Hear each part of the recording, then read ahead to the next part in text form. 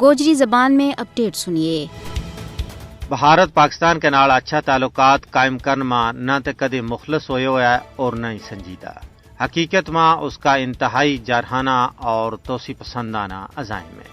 بھارت اپنا توسیع پسندانہ عزائم اور حوث ملک گیری کی خاطر اپنا تمام گمانڈی ملکوں میں بالعموم اور پاکستان میں بالخصوص دہشت گردی پھیلا کے انہوں نے غیر مستحکم کرنے کی مضموم کوششوں میں مصروف ہے، جس نے جنوبی ایشیا کا امن نہ تباہ کر کے رکھ دی تو ہے۔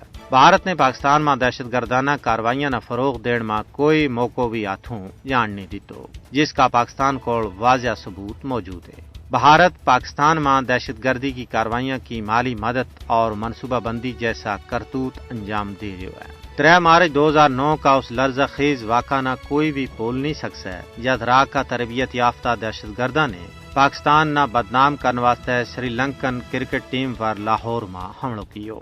3 مارچ 2016 جب راکا تربیت یافتہ بھارتی جاسوس کلبھوشن یادیو نے صوبہ بلوچستان تو دبوچ لیو گیو۔ سری لنکن ٹیم پر را کے زیر اہتمام حملہ کو مقصد پاکستان نہ کھیڑاں کا مقابلہ واسطے سیکیورٹی رسک ملک کا طور پر ظاہر کرنا تھا۔ اس حملہ کو مقصد پاکستان کی عزت نہ پوری دنیا کے اندر نقصان پہنچانا تھا۔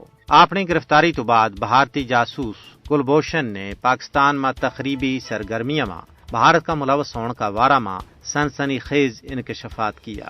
صرف اتنا ہی نہیں بلکہ بھارت TTP کا عناصر نہ پاکستان کے خلاف اپنا مکروہ عزائم واسطے پراکسی کا طور پر استعمال کر رہے ہوئے ہیں۔ پاکستان نے ملک میں آنے والا دہشت گردانہ حملہ میں بھارت کا ملوث ہونے کا بارہ میں ناقابل تردید ثبوت پوری دنیا کے سامنے پیش کر دیتا ہے۔